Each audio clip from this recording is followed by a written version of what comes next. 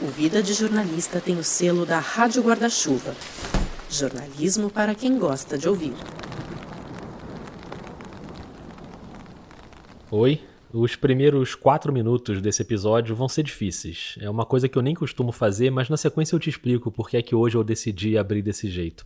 Agora eu queria te pedir para tomar um fôlego e tentar, junto comigo, atravessar esses 4 minutos, mas refletindo sobre o conjunto do que você vai ouvir. Vamos lá. É uma patifaria. Folha... Cala a boca, não te perguntei nada. Folha de São Paulo. Folha de São Paulo. Um jornal patife e mentiroso. O senhor pediu... Tá saindo, cala a boca, cala a boca. Essa Globo é uma merda de imprensa. Vocês são uma porcaria de imprensa. Vocês são uns caras, cala a boca, vocês são um canalha. Vocês não fazem jornalismo canalha, vocês fazem. Canalha, que não ajudam em nada. Vocês não prestam. A Rede Globo não presta. É uma péssima órgão de informação. Você tinha que ter vergonha na cara de se prestar um serviço porco que é esse que você faz na Rede Globo. Então a manchete canalha, mentirosa e vocês da mídia, grande parte, tenham vergonha na cara. A grande parte só publica patifaria e passe bem. Para de fazer pergunta idiota, pelo amor de Deus. Parece pergunta de vocês, acabou tua volta, nasce de novo você. Tá, você é o ridículo. Não sei se tá empregado aonde, pelo amor de Deus, tá? Tem vontade de encher tua boca com a porrada, tá? Você tem uma cara de homossexual terrível, mas nem por isso te acusa de ser homossexual. Ô, rapaz, pergunta pra tua mãe o comprovante que ela deu pro teu pai, tá certo? Primeiro, você da Folha de São Paulo tem que entrar de novo numa faculdade que presta e fazer um bom jornalismo. Esse da Folha tem que fazer. E não contratar qualquer um para ser jornalista. Você de novo, volta pra faculdade, volta pra faculdade. Responda! Comprada quando? Responda! O governo comprou assim. Responda, comprada quando? Fora, Folha de São Paulo. Vocês não têm moral de perguntar nada. Você não aprende que a Folha tá fora? A Folha é um lixo. Patife da TV Globo. Seus patifes, canalhas. Isso é uma patifaria, TV Globo. Um jornalismo podre da TV Globo. Podre, canalha, sem escrúpulo. Vocês não prestam. Guilherme Amato, tá de brincadeira. Esse cara é um filho do mundo. Esse cara é uma fábrica de fake news. Faz uma pergunta inteligente aí, eu posso ver. Ao mesmo tempo que o senhor defende aqui. Você é um jornalista, você tinha que ter compromisso com a verdade. Mas ele não... Não, quero conversar mais contigo. Ei, vamos lá, sem interrogatório, outra pergunta aí. Vou acabar a entrevista. Não vem com palhaçada aqui, é palhaçada que você tá fazendo. Não vem com palhaçada aqui. É foda discutir com os caras, né? Qual o transporte mais caro? Ele não sabe responder, pô. Tradição. Do Centrão, você não tem classe fazer uma pergunta, não. Que é tio? Pelo amor de Deus, não vou te responder, não. Pelo amor de Deus, que é uma pergunta dessa. Se eu depender de grande parte dessa mídia aqui, eu tava enterrado. O Brasil tava enterrado há muito tempo. Acabou a entrevista. O pessoal da imprensa vai pro deboche. Mas quando pega num bundão de vocês, a chance de sobreviver é bem menor. O dia que eu for elogiado pela imprensa, pode ter certeza que o Brasil tá indo mal. Agora um trabalho porco, mais um trabalho porco, que a mídia toda repercutiu isso daí.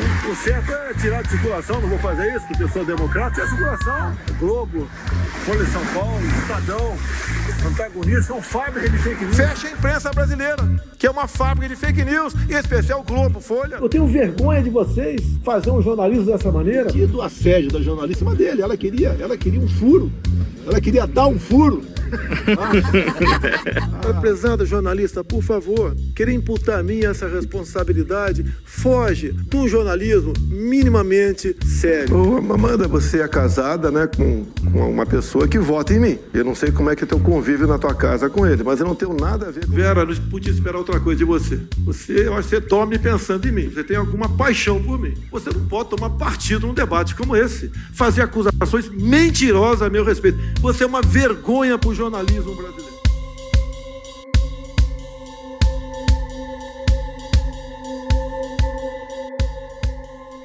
Esses, claro, são os ataques do Bolsonaro à imprensa ao longo desses 4 anos. São os que estão registrados em áudio, né? E são os que eu consegui achar na internet. Certamente tem mais. Um relatório da FENAGE registrou que só em 2021 ele proferiu 147 agressões a jornalistas. Aqui a gente ouviu 30 ataques violentos, seja no cercadinho, em coletiva, em pronunciamento, em entrevista, em live, em debate, em tudo que é lugar. Se você não pulou esses 4 minutos, eu imagino que não tenha sido fácil de ouvir. Para mim também não foi, para pesquisar, transcrever, montar a edição.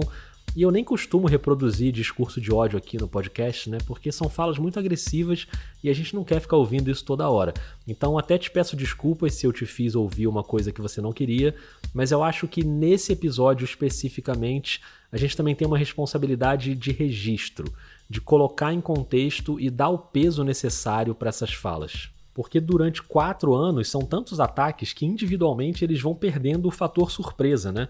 Muita gente se acostuma, fica sendo só mais um absurdo no meio de um monte de absurdos.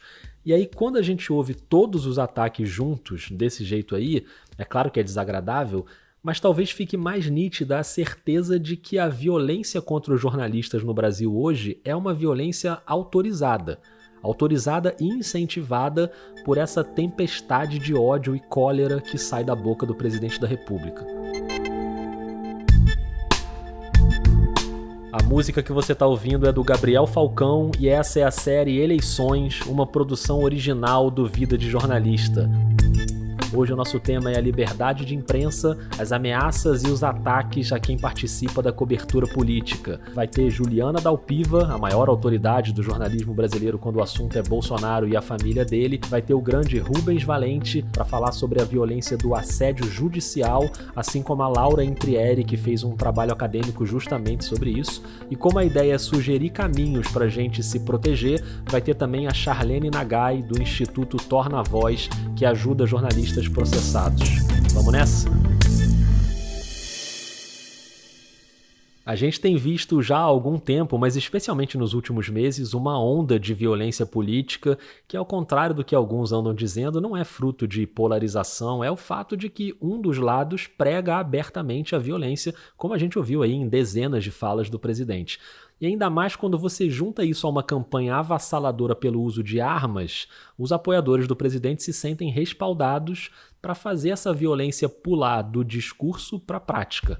A morte do guarda municipal Marcelo Arruda. Ele foi assassinado a tiros durante a própria festa de aniversário que tinha como tema o PT. O autor dos disparos foi o agente penitenciário federal Jorge José da Rocha Garanho. Jorge tinha vários posts nas redes sociais em apoio ao presidente Jair Bolsonaro e a favor das armas e policiais. Já está preso preventivamente o trabalhador rural bolsonarista que confessou ter assassinado a facadas um colega de trabalho petista depois de uma discussão política no interior de Mato Grosso. O novo caso de intolerância política termina em agressão. Desta vez foi no Rio de Janeiro, onde o eleitor de Jair Bolsonaro agrediu com uma paulada uma jovem de 19 anos. Stephanie de Oliveira Laudano foi atingida na cabeça com um pedaço de madeira após uma discussão com um apoiador do presidente em um bar na cidade de Angra dos Reis, no Rio de Janeiro. Já está preso e à disposição da Polícia Federal o suspeito de atirar contra o deputado Paulo Guedes, do PT, e apoiadores deles em Montes Claros, aqui no norte de Minas. Homem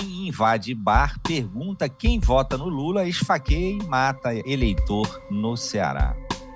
Como a gente está aqui num podcast de jornalismo, é claro que essa violência também chega nos jornalistas o tempo inteiro. Jornalistas brasileiros relataram agressões durante uma caminhada do presidente Jair Bolsonaro, na qual ele estava ao lado de apoiadores.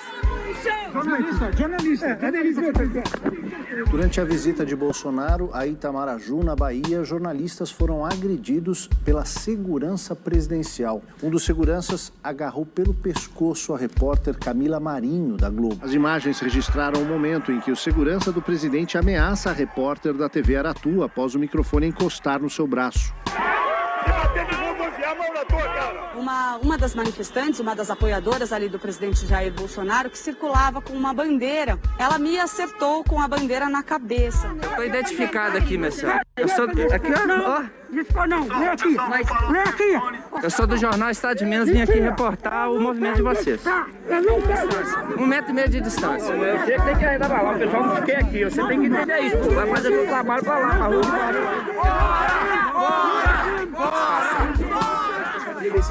Qual é o seu nome, cameraman? Não pode dizer? Isso significa que ele não tá se comprometendo com a verdade. Eu também tô fazendo o meu. Só que eu tô aqui pra mostrar a verdade. Lixo, vocês não é bem-vindo. Não sei o que vocês estão fazendo aqui. Vocês não é bem-vindo aqui. Lixo! Fake news! Fake news! Fake news! Fake news! Lixo!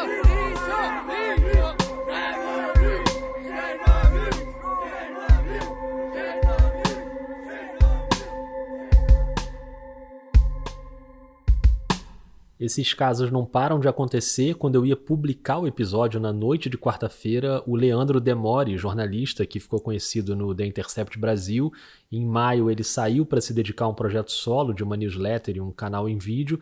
Ele anunciou agora que saiu do país com a família por motivos de segurança. Então eu voltei aqui na edição para incluir essa informação porque tem tudo a ver com o tema do episódio. Eu decidi, junto com a minha família, a sair do Brasil durante esse período, tá bom? Nós não estamos mais no Brasil, a gente saiu do país, a gente vai passar um tempo fora, possivelmente um bom tempo fora. Os episódios de violência não param de aumentar. Eu sou uma pessoa muito visada, eu sou uma pessoa que não posso ir votar, eu não posso votar. Como é que eu vou votar? Né? Ser reconhecido, acontecer alguma coisa, eu não posso me colocar em risco, eu tenho filho pequeno, a minha família tomou essa decisão, a gente tomou essa decisão conjunto, então não estamos mais no Brasil, saímos do Brasil. Se o clima é hostil para todo mundo que cobre política, como é o caso do Demore e de muitos outros, você imagina para quem produziu nos últimos anos a apuração jornalística mais extensa sobre os escândalos envolvendo diretamente a família Bolsonaro. O podcast UOL Investiga, a vida secreta de Jair, mostrou o envolvimento direto do presidente da República, Jair Bolsonaro, num esquema ilegal de rachadinha. Agora, na segunda temporada, o esquema é outro. Eu sou Juliana Dalpiva e vou contar para você sobre as relações que o Bolsonaro e os filhos construíram com esses policiais que entraram pro crime. Não se pode estigmatizar a milícia, em especial os policiais que estão envolvidos nesse novo tipo aí de policiamento, vamos dizer assim. A segunda temporada do UOL Investiga tá no ar, são 4 episódios, e em 2021, quando saiu a primeira temporada, eu publiquei um episódio aqui no Vida com a Juliana Dalpiva. Aliás, dos episódios normais de temporada, tirando a série Memórias, esse é o mais ouvido de todos nesses 4 anos do podcast. Se você ainda não escutou, depois procura lá. Agora, nas vésperas da eleição, a Juliana publicou a segunda temporada e um pouco antes ela publicou um livro, que se chama O Negócio do Jair, a história proibida do clã Bolsonaro, reunindo toda essa apuração que ela vem fazendo nos últimos anos. E mais que isso, poucos dias antes do livro, ela e o Thiago Erdi publicaram no UOL uma das reportagens de maior repercussão nesse período eleitoral. Desde a sua entrada na política no início dos anos 1990, o patrimônio de Jair Bolsonaro e seus familiares se multiplicou. Foram 107 imóveis comprados pelo presidente, seus 3 filhos mais velhos, suas 2 ex-mulheres, a mãe e 4 irmãos. Depois de 7 meses de investigação, o UOL descobriu que, independentemente se com recursos lícitos ou ilícitos, quase metade desses imóveis foi pago em dinheiro vivo. São 51 casas, lojas ou terrenos, todos pagos em moeda corrente nacional, expressão usada para designar dinheiro vivo. Ou seja, num intervalo de tempo muito curto, a Juliana botou na praça 3 dos conteúdos jornalísticos mais importantes desse ano de eleição. E como o Vida tá no meio da série Eleições, eu precisava ouvir a Juliana mais uma vez. Eu tive com ela no lançamento do livro aqui no Rio de Janeiro, falei com ela também um dia antes de publicar esse episódio, só para saber se estava tudo bem, mas a gravação aqui para o podcast a gente fez um pouco antes, em agosto, no Congresso da Abrage, em São Paulo. A gente bateu um papo rapidinho ali num canto do auditório, entre uma palestra e outra. Tá valendo já? Tá valendo. E o que eu queria saber era o que mudou em relação aos cuidados dela com a segurança desde o ano passado, depois da publicação da primeira temporada do UOL Investiga. O que eu vou te dizer? Mudou bastante coisa na minha vida, de lá pra cá, das boas, das ruins, assim, eu acho que, primeiro, eu tive que passar umas semanas fora de casa, um pouco depois dos episódios pós-podcast, por uma questão de avaliação de segurança mesmo, da minha família ali, também porque acho que todo mundo ficou um pouquinho impactado bastante. Pra quem não se lembra, no dia seguinte à publicação do podcast, em junho de 2021, a Juliana recebeu no WhatsApp uma mensagem muito extensa e muito violenta do Frederico Wassef, o advogado do Bolsonaro. Essa mensagem tinha desde agressões de cunho sexual até ameaças, inclusive no trecho que ele sugeria que ela fosse para a China. E ele falava, abre aspas, lá na China você desapareceria e não iriam nem encontrar o seu corpo. Fecha aspas. Você imagina o impacto de uma mensagem dessas para Juliana e para a família dela. Assim, a gente avaliou que era melhor, assim, sabe? Dar um ar saí, até fiquei 2 semanas sem trabalhar mesmo. Depois eu também intensifiquei algumas coisas de segurança tecnológica, né? O pessoal do Comitê de Proteção de Jornalistas me colocou em contato com alguns especialistas de segurança para reforçar algumas proteções, VPN... vou falar chinês aqui agora. Alguns aplicativos também para você ficar tentando minimizar ataques, né, de infecção dentro do telefone, computador, arquivos. Além disso, a Juliana processou o ASEF por danos morais e essa briga judicial, que era necessária, também foi muito desgastante. Perdi bastante tempo da minha vida de trabalho envolvida em torno de lidar com a questão dos processos, do processo civil e do processo criminal também, da denúncia criminal. Isso toma bastante tempo, é bastante chato. No fim das contas, a decisão do juiz Fábio Coimbra Junqueira, da Justiça de São Paulo, disse que houve ofensa, que o ASEF deveria pagar uma indenização de R$10 mil, mas que não houve ameaça. Abre aspas de novo. Não há qualquer intimidação à autora na parte em que o réu diz que, se ela estivesse em um país que tenha o comunismo por ideologia predominante em seu governo, desapareceria se fizesse profissionalmente o mesmo que faz no Brasil. Em nenhum momento fica implícito ou explícito que ele a ameaça. Fecha aspas. E para piorar, essa decisão teve um requinte bizarro. Foi feita uma figura jurídica no Brasil que chama reconvenção dentro do meu processo. Eu não fui processada pelo ASEF em nenhum momento, foi dentro do meu processo. Essa fala aí da Juliana é de uma live recente do Redes Cordiais, que se você não conhece eu recomendo muito que você siga. É uma organização de educação midiática que trata muito desse tema dos ataques aos jornalistas nas redes. Eu até participei recentemente de um workshop com eles, muito interessante. E nessa live aí, a Juliana explicou essa reviravolta surreal no processo que ela moveu contra o ASEF. Por causa da argumentação que foi apresentada pela defesa dele, o juiz entendeu que eu tinha que indenizar ele por ter divulgado que ele tinha me ameaçado. Por ter divulgado a mensagem, né? Por ter tornado a mensagem enviada ao meu celular pública. Como se aquela mensagem fosse uma mensagem privada. E aí, confesso que essa foi a parte em que, psicologicamente, eu não tinha me preparado para que eu fosse condenada por divulgar que eu tinha sido ameaçada. E a decisão mandava que a Juliana também indenizasse o ASEF com o mesmo valor de R$10 mil.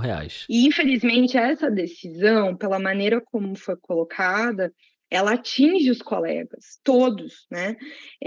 Na medida em que existe uma decisão judicial no Brasil, que seja em primeiro grau, que impeça jornalistas de divulgar que receberam ameaças nos seus celulares por mensagem de WhatsApp. Ou seja, uma jornalista faz o seu trabalho, é atacada e não recebe nenhuma proteção da justiça. Ela tem que se virar para cuidar da segurança dela e da família.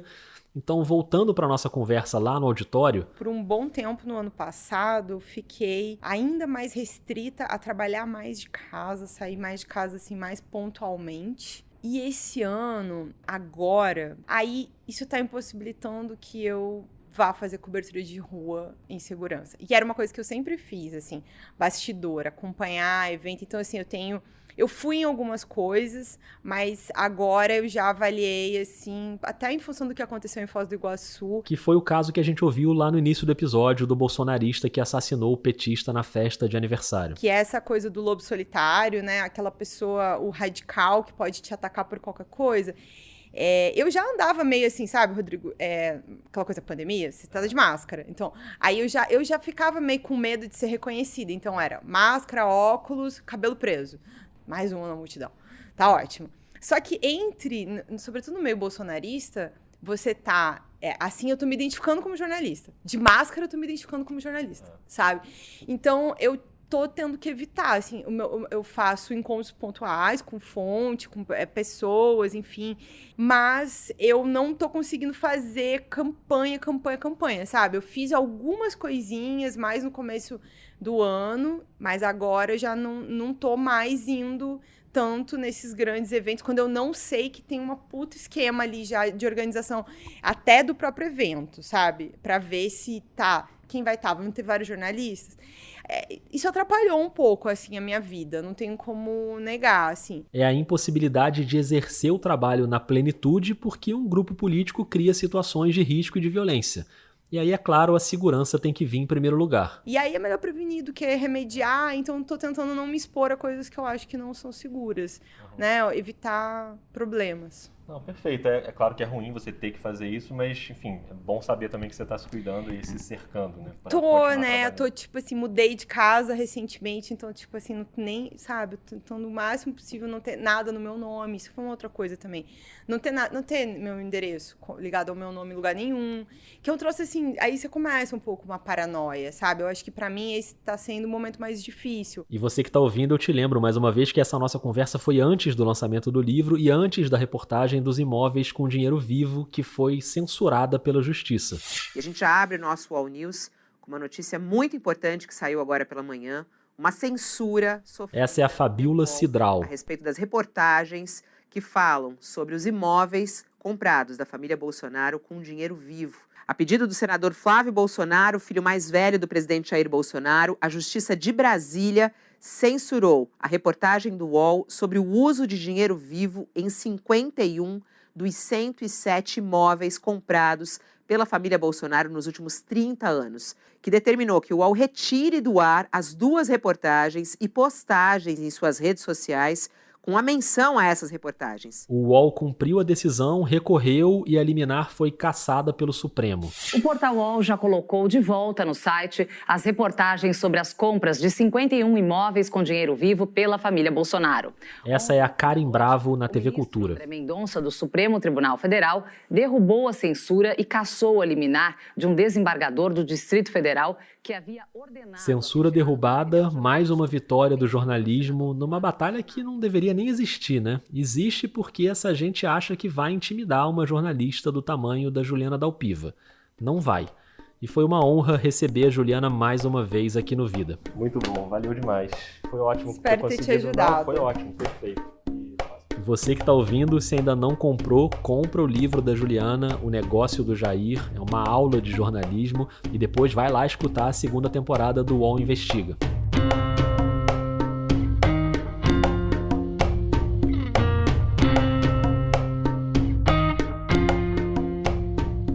Na semana da publicação desse episódio, aconteceu em São Paulo, na PUC, o Ato em Defesa do Jornalismo e da Democracia, convocado por várias entidades, como a FENAGE, que eu já citei aqui, a ABRAGE, a ABI, a AJOR, o Repórter Sem Fronteiras, o Instituto Vladimir Herzog e várias outras. E o relatório anual da FENAGE registra que o número de agressões a jornalistas triplicou no governo Bolsonaro, de 135 agressões em 2018 para 430 em 2021. As mulheres são os maiores alvos desses ataques, então eu queria mostrar aqui 2 trechinhos desse evento que rolou essa semana. Primeiro, a Patrícia Campos Melo, repórter da Folha de São Paulo e uma das jornalistas mais perseguidas pelo bolsonarismo desde antes da eleição de 2018, quando ela publicou as reportagens sobre os disparos em massa de desinformação no WhatsApp. E ela, assim como a Juliana Dalpiva, também precisou se cercar de cuidados. Ouve aí um pedacinho do que ela falou em vídeo durante o evento. A situação foi piorando e chegou num ponto em que começaram a compartilhar em grupos as coisas que eu ia fazer publicamente, por exemplo, eventos que eu ia moderar e incitar apoiadores do então candidato Bolsonaro aí me confrontar, jornalista tal, vai não sei aonde, vão lá confrontá-la, né? E pessoas já me abordavam na rua, né? Pessoas que viam memes, notícias falsas. Então chegou num momento em que eu não podia sair de casa, porque eu tinha medo de que alguém pudesse jogar uma garrafa na minha cabeça. E o jornal achou melhor eu andar com alguém, era meio um segurança, meio um motorista, coitado, que eu ficava super com vergonha de fazer ele ficar me esperando nos lugares.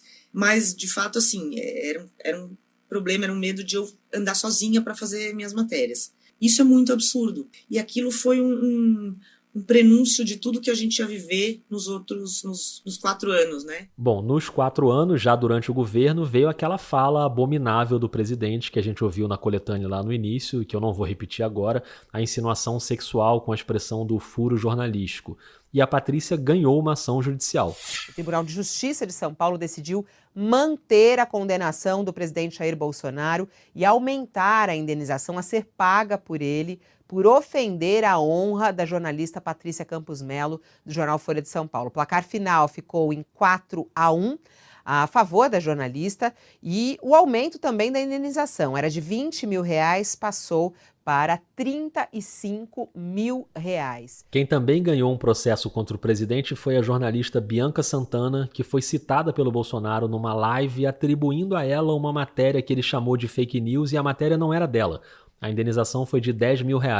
Aliás, a Bianca, que é uma jornalista negra, também falou no ato lá na PUC, por vídeo, e ela lembrou a importância do recorte racial nesse debate, especialmente nesse momento em que a gente escolhe os nossos votos. E para que o autoritarismo que persegue jornalistas, mulheres, pessoas negras, não volte a tomar o poder neste país, precisamos aprofundar nossa democracia.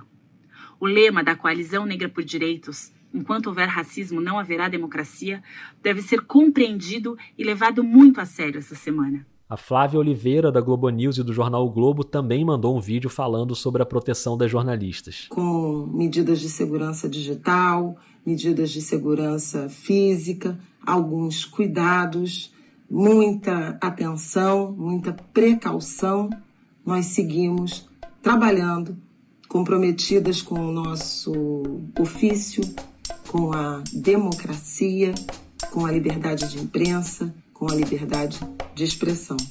Seguimos com coragem.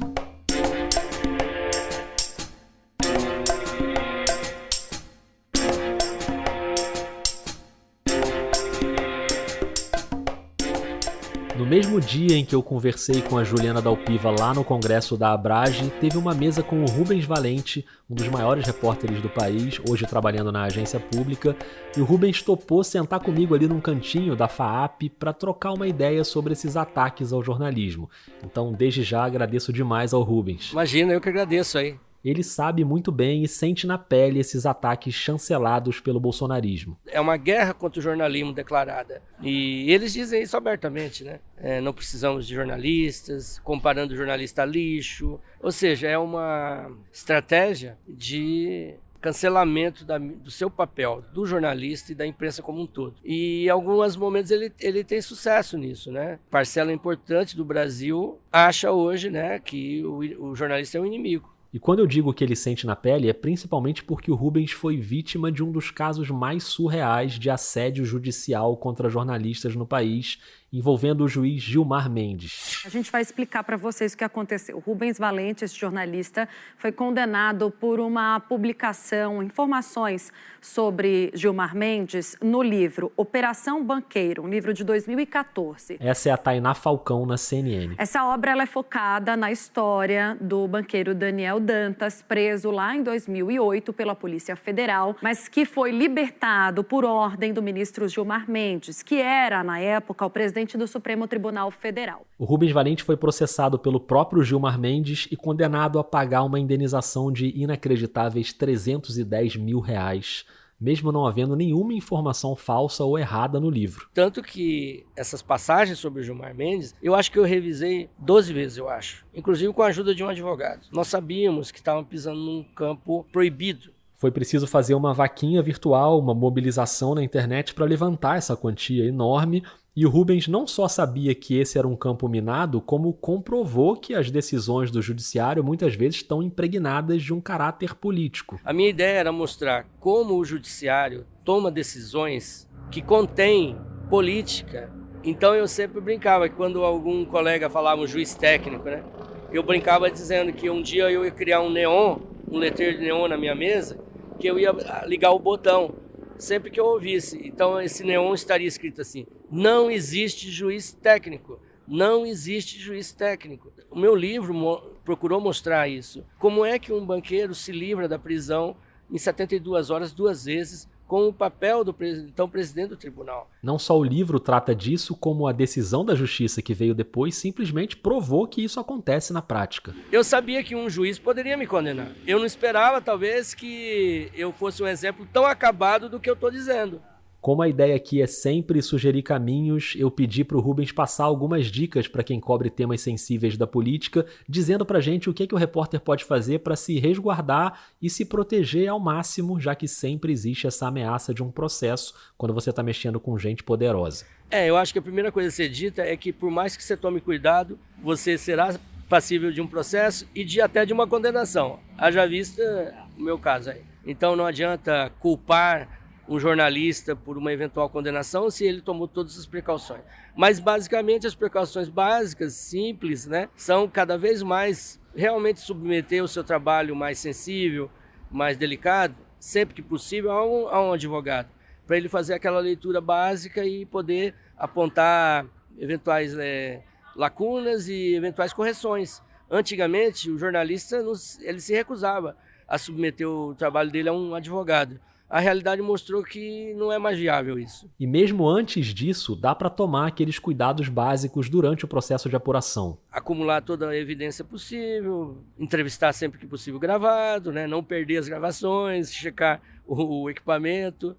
Em média, no geral, a jurisprudência brasileira, com exceções, que sempre vão existir, mas em geral a jurisprudência diz o seguinte: você não pode ter um erro material na tua matéria. João não é João, João é José. Nossa, eu troquei o nome, acusei a pessoa errada, ou publiquei uma foto errada. Isso você tem que evitar o erro material. E tem que evitar a ofensa, o adjetivo, o xingamento, até a ironia. Porque a ironia, quando ela é escrita, mal escrita, ela é interpretada diretamente. É muito problemático trabalhar com a ironia no texto escrito, não é para todos, né? É uma técnica muito sofisticada. Os grandes humoristas sabem fazer, né? Mas assim, no geral, não. Você tem que evitar a ironia, o adjetivo e o erro material, né? Eu volto a lembrar que o livro do Rubens não tem nada disso, nem erro material, nem ironia, e mesmo assim aconteceu o processo. A gente não está livre dessa ameaça, mas claro, essas dicas são fundamentais para tentar se resguardar e não dar munição para o assédio judicial. Obrigado demais ao Rubens Valente pelo papo e pelas dicas. Bom, eu que agradeço aí, valeu pela conversa, obrigado. Naquele dia eu estava ali na plateia quando o Rubens participou dessa mesa no congresso da Abrage e 2 cadeiras assim na minha frente estava a Laura Abraão Intrieri, que eu já conhecia porque ela tinha feito a oficina de podcast do Vida, mas eu não sabia que ela tinha um trabalho acadêmico exatamente sobre esse tema que a gente está tratando aqui. Então pronto, também trouxe a Laura aqui para o episódio.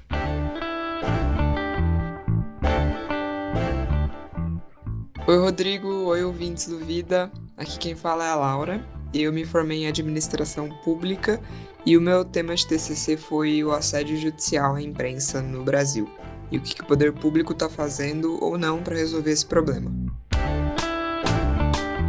Bem-vinda, Laura. Esse trabalho da Laura é ótimo para a gente entender que essas ações judiciais, e a gente já citou algumas aqui no episódio, elas nem sempre são ações isoladas. Então eu queria que a Laura contasse como é que a gente identifica o assédio judicial como uma arma de intimidação aos jornalistas. Então vamos lá, o primeiro problema que eu encontrei na minha pesquisa foi para definir o que é o assédio judicial. Existem várias práticas que podem ser caracterizadas como assédio judicial e esse conceito meio que acaba funcionando como guarda-chuva, assim, sabe? Tem várias coisas que estão ali dentro.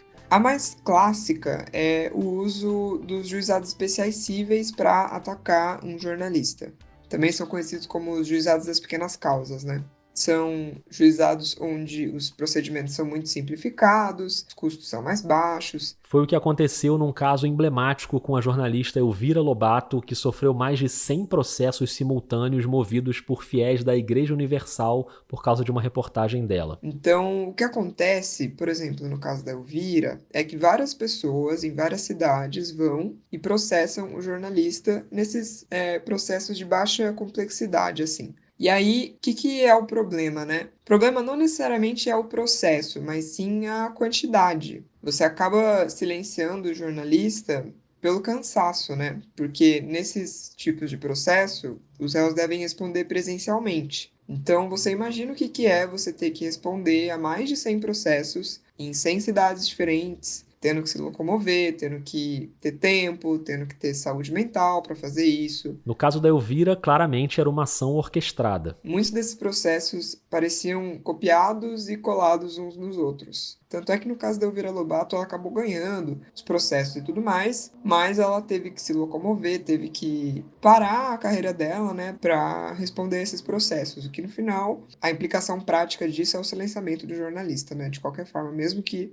ele vença os processos. Além de todo o dinheiro que o jornalista tem que ter para conseguir fazer esses deslocamentos, né? A Elvira, no caso, teve o apoio da Folha de São Paulo, mas a gente sabe que não são todos os veículos que conseguem. E, para falar de jornalista freelance, então, nem tenho o que dizer. Além disso, a quantidade de processos não é a única modalidade de assédio judicial. Quando a gente pega, por exemplo, uma pessoa que está lá no Poder Judiciário, tem uma posição de influência e utiliza essa posição de influência para abrir processos, para fazer com que os processos tenham tramitações diferenciadas e qualquer outro tipo de exagero ali, né, do devido processo legal, graças a uma posição de poder que essa pessoa tem dentro do judiciário, também é assédio judicial. Então a gente está falando de indenizações absurdas, processos que deveriam correr na esfera civil, mas acabam acontecendo na criminal, processos diretamente contra a pessoa física, quando poderiam acontecer contra a pessoa jurídica, dos meios de comunicação em que a pessoa trabalha. Quando a gente fala de assédio judicial a jornalista em específico, o caso do Rubens Valente é bem emblemático, né? Ele não foi assediado por meio de juizados especiais cíveis, mas ele está passando por uma coisa inacreditável na carreira dele, né? Que é também um caso de assédio judicial. A questão é que, para o poder público coibir esse tipo de iniciativa, a definição do que é assédio judicial precisa ficar bem clara e registrada. Então, se a gente vai resolver o problema do assédio judicial por meio de políticas públicas, a gente tem que ter um arcabouço normativo que esteja falando o que é o assédio judicial, e a gente não conta com isso hoje em dia. O que a gente tem de política pública já agora, assim, que consegue ajudar jornalistas e comunicadores a resolver esse problema do assédio judicial? Muita pouca coisa. A gente tem um programa de proteção a defensores de direitos humanos, que os comunicadores entram ali também, mas é um programa que só abarca jornalistas que falam sobre direitos humanos, foca muito em agressões físicas, tem enfrentado problemas de baixa institucionalização e também de sucateamento mesmo, por redução do orçamento. E como a gente tem esse vácuo aí de iniciativa, né, por parte do poder público, a batata quente acaba caindo no colo das organizações da sociedade civil, né, como por exemplo a Abrage, a Associação Brasileira de Imprensa, o próprio Torna-Voz. Já você vai saber o que é o Torna-Voz logo depois da conclusão da Laura. Na minha pesquisa, o que ficou mais evidente é que o protagonismo no combate ao assédio judicial está completamente centrado nesse tipo de organização. Então, se a gente tem uma ADI no Supremo hoje, é por causa da Abrage. Se a gente tem uma recomendação do CNJ, é a partir da denúncia da Associação Brasileira de Imprensa. E toda a linha de frente, assim, no combate ao assédio judicial não está atualmente nas mãos do governo, está nas mãos dessas iniciativas do terceiro setor. Obrigado demais a Laura, foi ótimo pra gente entender melhor o que é essa ameaça ao jornalismo e mais uma vez eu digo que aqui a intenção é apontar soluções e caminhos. Então a gente vai encerrar falando do Torna-Voz, que é uma organização de defesa jurídica para ajudar jornalistas que sofrem assédio judicial. Ajudar inclusive financeiramente, custeando a defesa. Como a Laura citou, às vezes você tem repórter freelancer que não tem um veículo por trás com um departamento jurídico ou é um veículo pequeno que não tem orçamento para isso. Então o Torna-Voz foi criado por 3 advogadas, a Thaís Gasparian, que é muito conhecida por representar jornalistas nos tribunais, a Clarissa Gross e a Charlene Nagai. A Charlene também participou daquela mesa com o Rubens Valente no Congresso, então ali nos corredores eu conversei com ela e pedi para ela dar o serviço prático aqui no episódio do Vida. Se um jornalista foi processado e precisa de apoio jurídico, como é que ele solicita a ajuda do Torna-Voz? Claro, é super simples, é só acessar o site do Torna-Voz, tornavoz.org. Ali tem um botãozinho bem chamativo, peça sua defesa. É um formulário muito simples que precisa ser preenchido. O importante para a gente é que vocês forneçam o número do processo, principalmente se vocês conseguirem identificar essa informação na intimação que vocês receberem, o tribunal, enfim, onde vocês estão sendo processados. E se tiverem cópias de processo, de despachos, de intimação que tenham recebidos, que encaminhem para a gente também, porque a partir disso a gente consegue já começar a tomar pé do caso de vocês para poder, né, às vezes a reação precisa ser muito rápida, então quanto mais informações a gente tiver a esse respeito, melhor. Então a pessoa entra no site, se você não pegou a grafia, é TORNAVOZ, tornavoz.org. Entra lá e preenche. Depois do preenchimento do formulário, vai passar por uma análise para ver se o Instituto tem condições de atender ou não. E a gente retorna com brevidade também para já começar a acompanhar o caso, né, desde o início, enfim, prestar um auxílio inicial.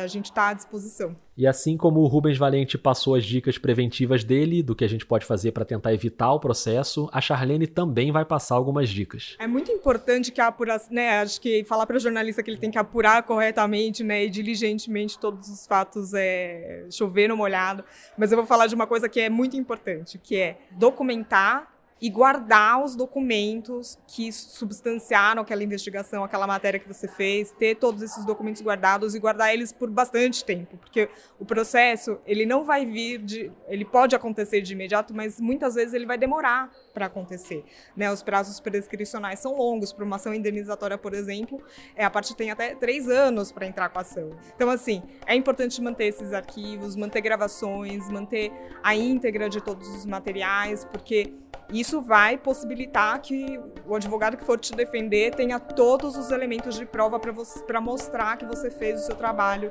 jornalístico de maneira responsável, que fez toda a apuração. Tudo isso é muito importante e contribui para a vitória no processo.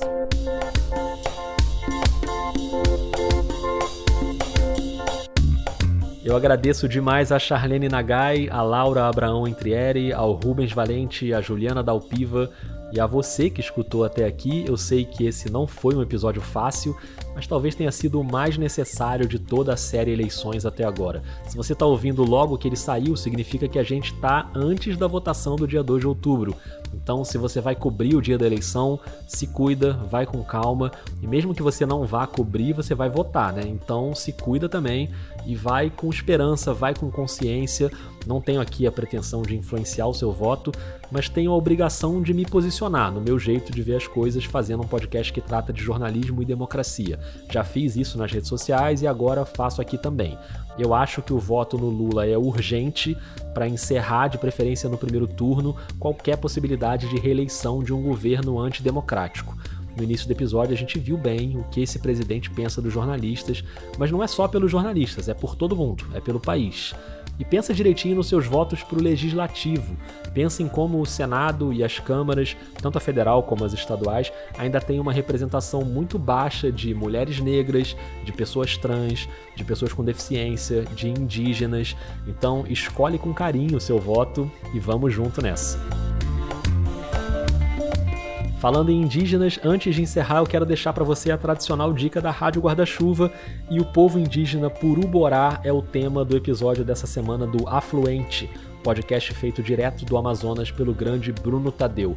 A temporada nova já tá no ar, como sempre tá linda a produção, então acabando aqui, dá um pulo lá no Afluente para ouvir, combinado?